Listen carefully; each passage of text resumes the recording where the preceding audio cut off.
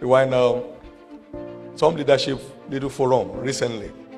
And I said, some of you will think, look, he's just lucky. This man is just lucky. And I said to them, if you will be as lucky as I am, you will be as lucky as I am. The luck is good. But for 10 years, I've been out of Canaan land 3 Sundays. For how many years? That's how lucky I've been. I'll tell you how many times I've gone on leave. Now for 20 years in Lagos, I've been out of church on Sunday morning 10 times. Wherever I am in the world, I fly in, even if it's 4 a.m. in the morning on Sunday morning, just to show how lucky I can be. Now for 28 years, I have kept a work schedule that is not less than 16 hours a day. I'm really very lucky. Today we have over 6,000 people in our employment that earn their monthly wages from the system. I'm really very lucky. One of these great writers said, success is a matter of luck. Ask any failure.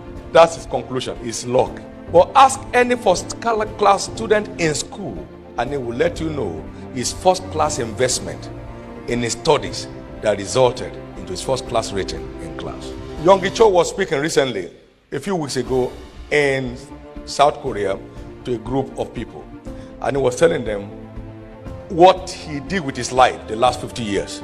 You never have a great story without a great price at the root of it. Everybody likes good cars, but it takes good money to have one. And in every country, including America, there are different grades of cars. You can buy a car for $500, and in the same country you find somebody buying a car for $5 million, but they don't carry the same value. The $5 million car will start on its own for you at the command of a button in your bedroom. If wishes were horses, they say, beggars will ride. That boy picked up those things and went after it, and he got it. Now see, we also think, like I would say, you don't pray into leadership. Africa is a praying nation. How many agree with that? Our cultural background makes us a praying people. The worshippers of idols pray. Now, the largest 2 religions in Africa is Islam and Christianity. Prayer. But can you send a child to school who passes the exam only on prayer? So when a child fails, what do? Sit up and study. You say stand up and pray.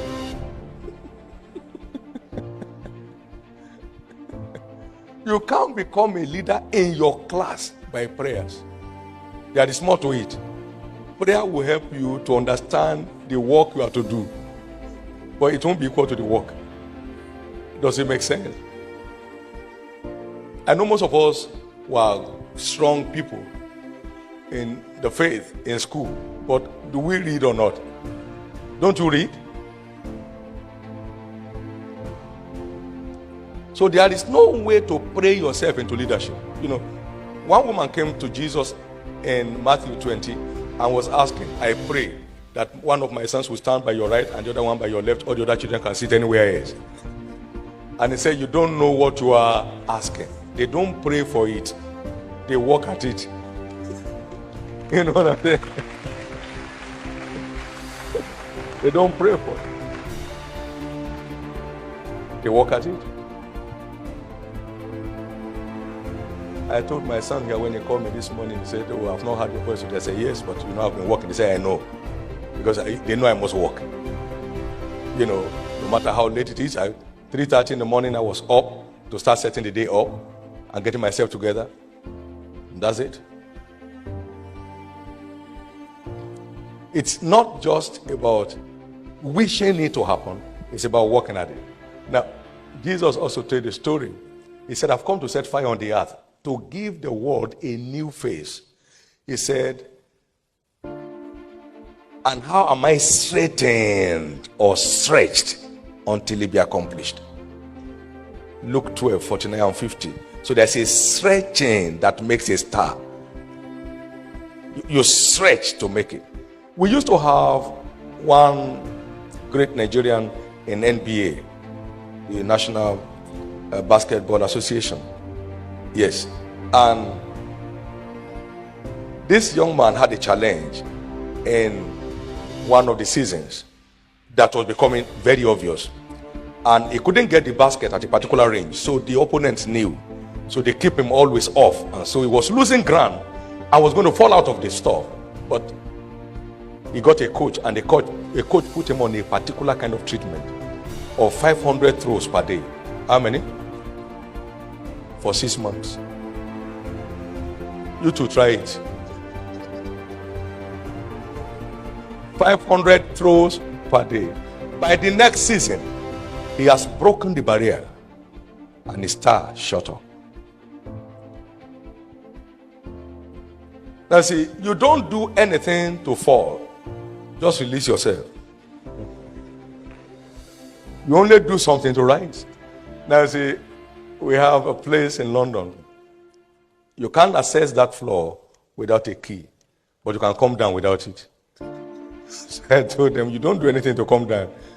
Just down and you are done.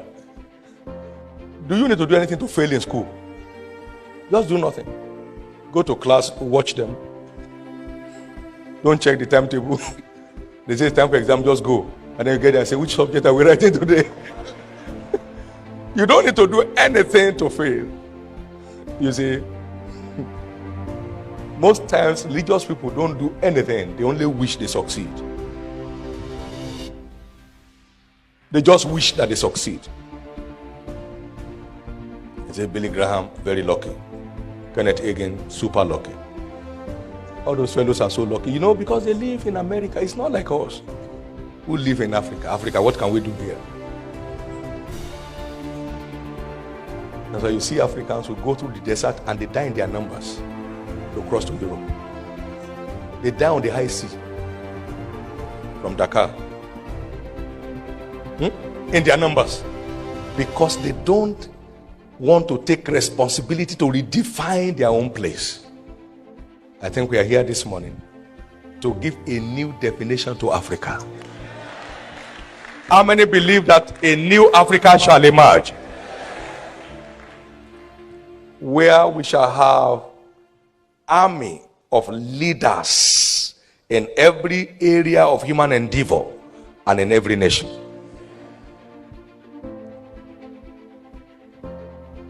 You don't pray into leadership, you pay into it. He said, which of you intending to build a tower does not first sit down and count the cost? So there's always a towerly cost for every tower. You can't build a tower by wishing. It's by paying the towerly cost that goes along with it. This is very important.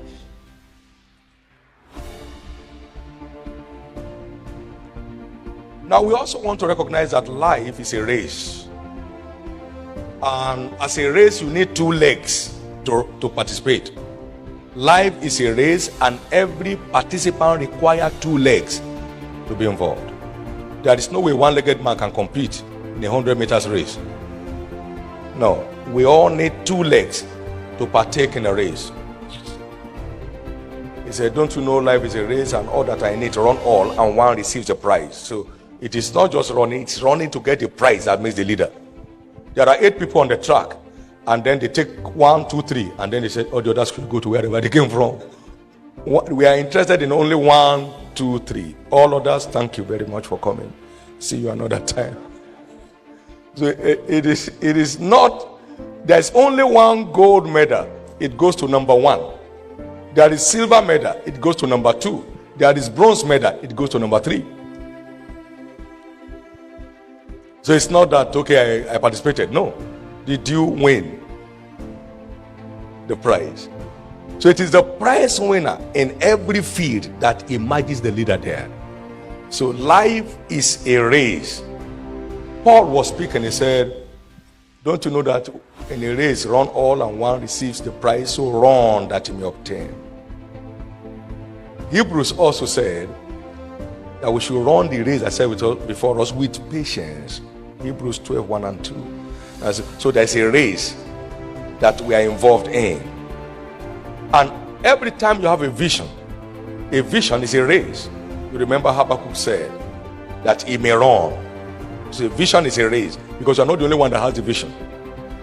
So how well you perform in the race is what determines who emerges the leader. Does that make sense?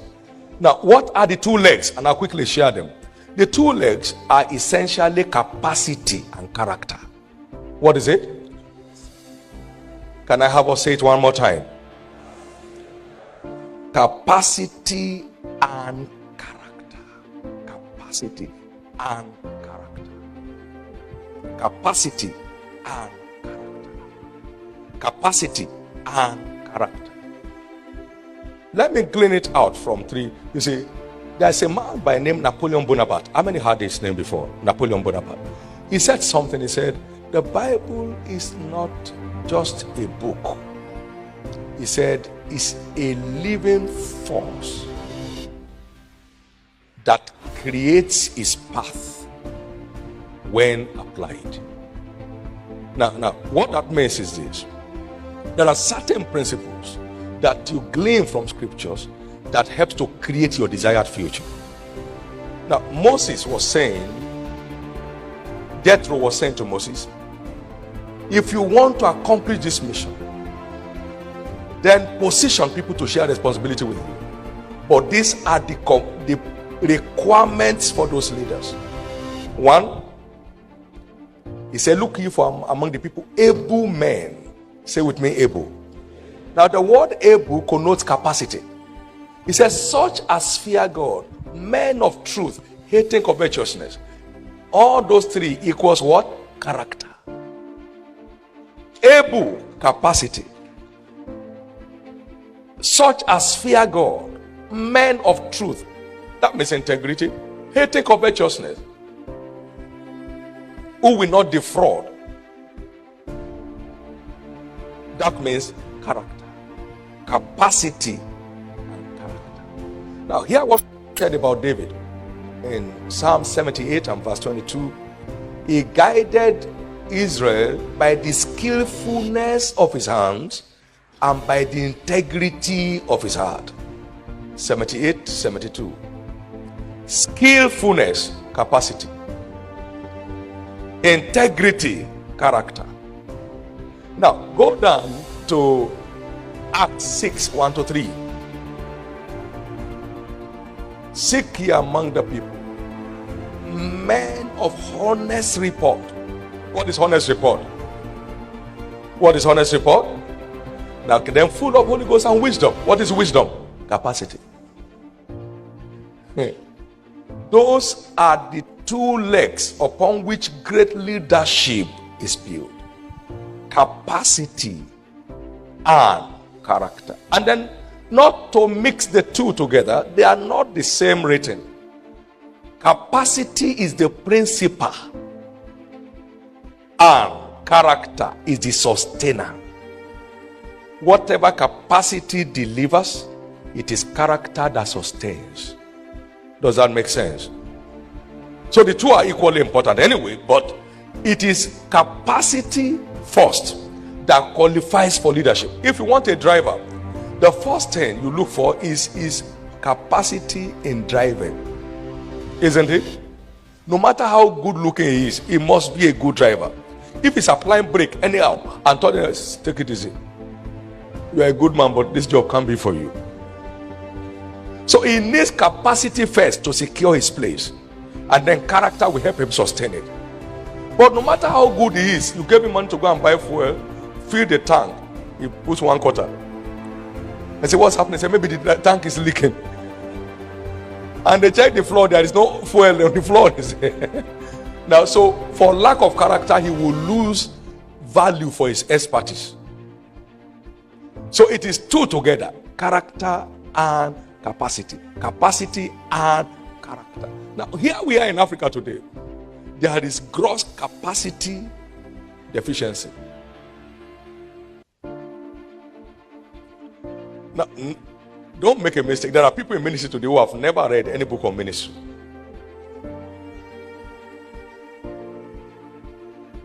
Now, we are leading human organizations and we have not read anything on administration. How are you going to succeed?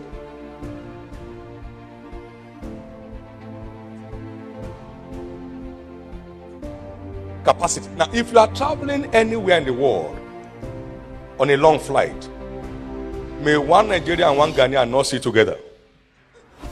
They will talk from here to wherever they are going, from here to China, non-stop. They will talk and talk. Even when they sleep, the mouth will still be open. And when they wake up, say, where did I stop?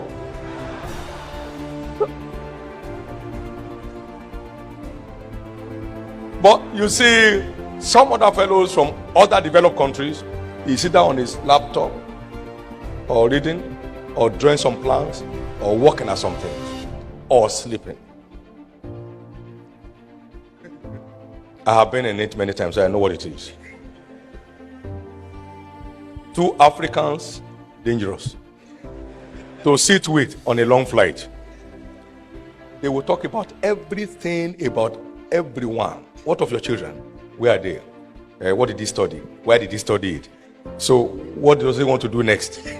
Okay, my own children. Okay, one of them has just left school. The other one is going out. Now, there is no record of all those narratives. So as soon as they come down from the plane, nobody remembers anything. They have gone, and they may never meet again. But they have wasted all the time. He's going for business, there's no attention on the business. He's going for a conference, maybe to even speak there, but there's no attention. But he's very busy just talking. There is gross capacity deficiency. I mean, I must tell you this. I've seen quite a few people, I've met quite a few people, and I feel for Africa. How do you feel when you hear a man like Barack Obama speak? Don't you feel good? Are you saying there are no such fellows in Africa? That could be greater because he's an African himself.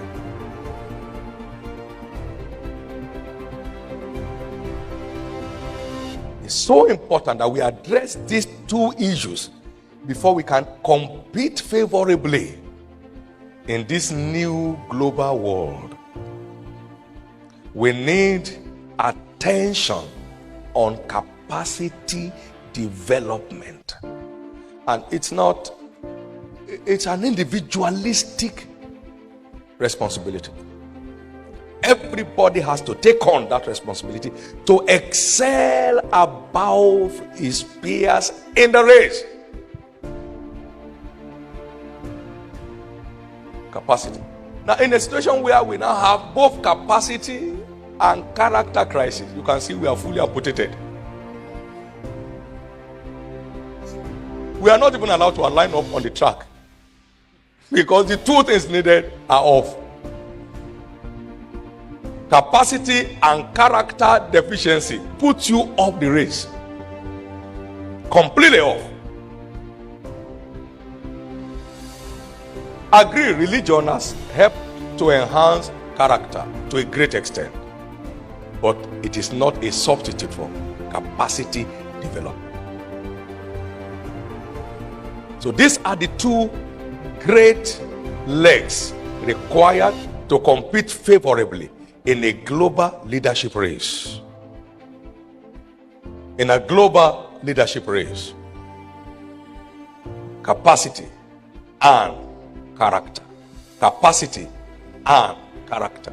Capacity and character.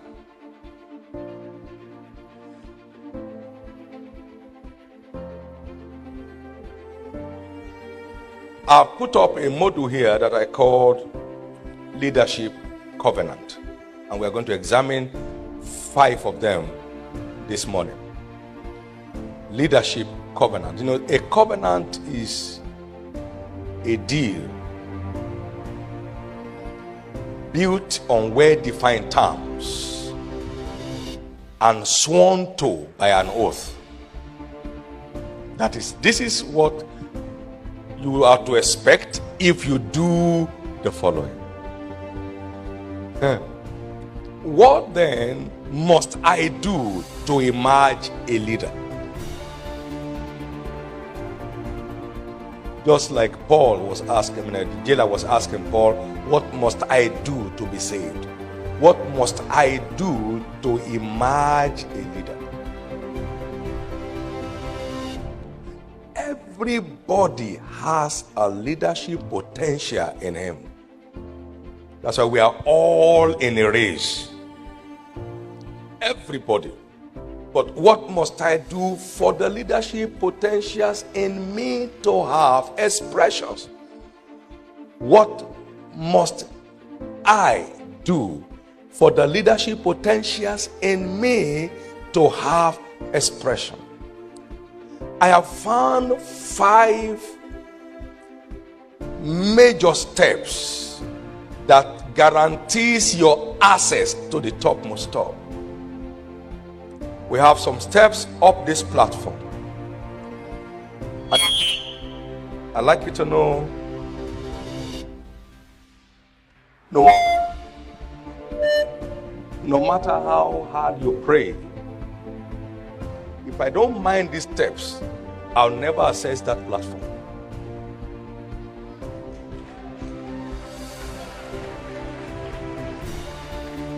Many of us are trying to access the platform without minding the steps. And so I developed that module to help people know what it takes to get you there.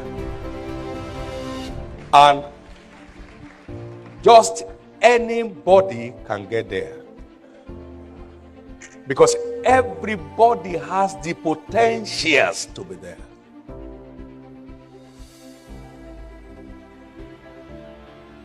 And just anybody can get there.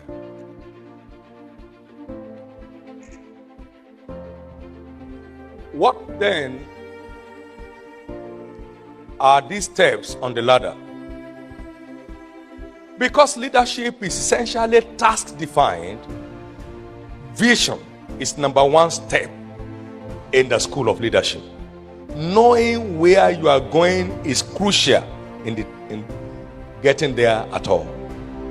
Where do I belong? What is my field of play? Where is my discipline? Which career do I belong to? Now, that is number 1 gallant step on the ladder to the platform of leadership.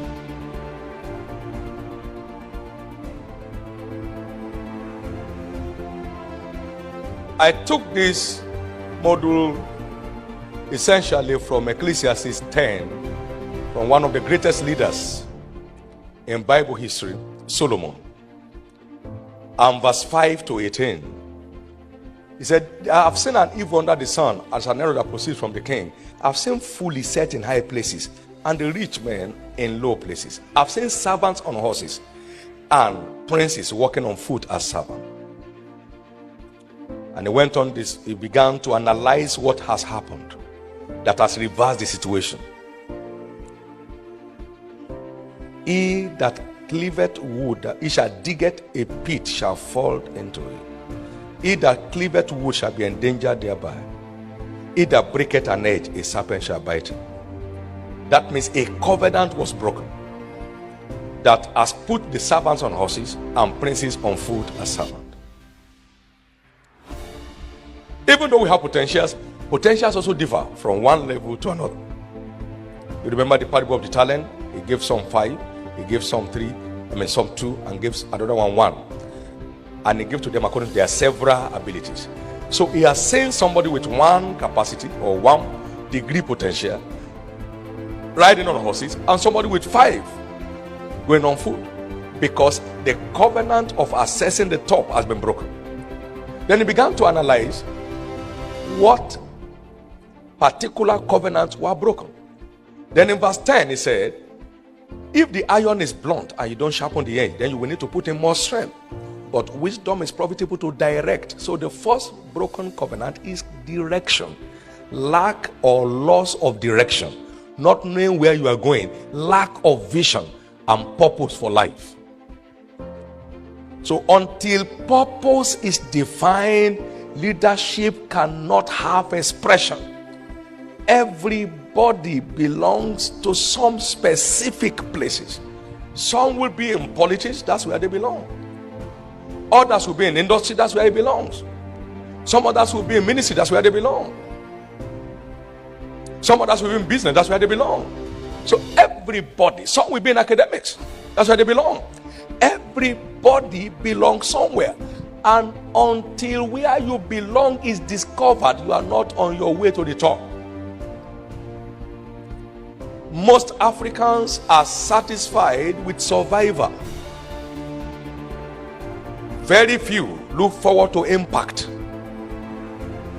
That's where we're a continent that is made up of largely mediocres.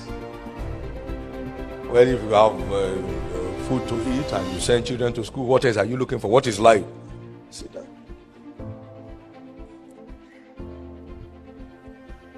People have gone to the moon. We have not conquered the earth yet. Now they have left the moon and gone to the Mars. We are still struggling with the earth. People have gone into space. We have not survived the air. You know, we have 3% aviation air utilization in Africa. And we have 40% of aviation casualties in Africa. What a paradox. Utilization 3%, accident 40%. That is the global record. People have gone into space. We are struggling with the earth. Africa cannot feed itself except by importation of food from people who took seedlings from us most of the times. So it's so important for us to know that we need to know where we belong so we can recreate our continent in no time. Everybody here belongs somewhere.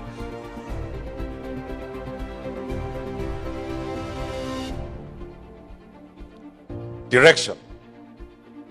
Direction. You must have a direction for your life where you belong. Define your field of play so you don't become jack of all trades and master of none. There are 3 ways to knowing where you belong, and I think I quickly need to do that. 1, you either hear, you receive a vision from God. They call it heavenly vision.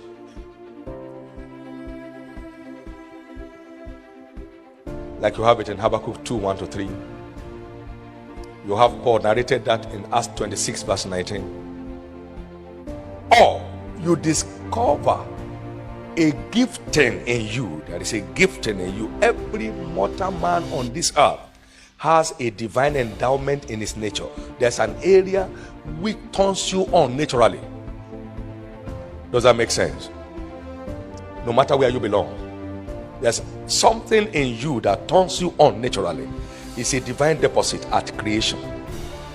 Everybody carries a definite talent. So you either have a divine direction by whatever way you get your own, or you discover a gifting inside you, a talent inside you. Remember, he gave them talents and he said, occupy it till I come. So the talents can productively, impactfully engage you till the end of your life. And then number 3, of course, there could be a passion. To discover a burning passion within you.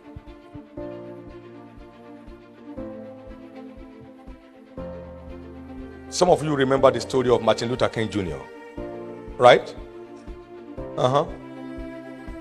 Who fought this racial discrimination to his knees. It was a burning passion.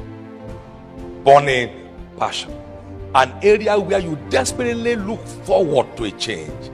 Like Mike Murdoch will say, your passion is in most cases a pointer to the problems you are created to solve.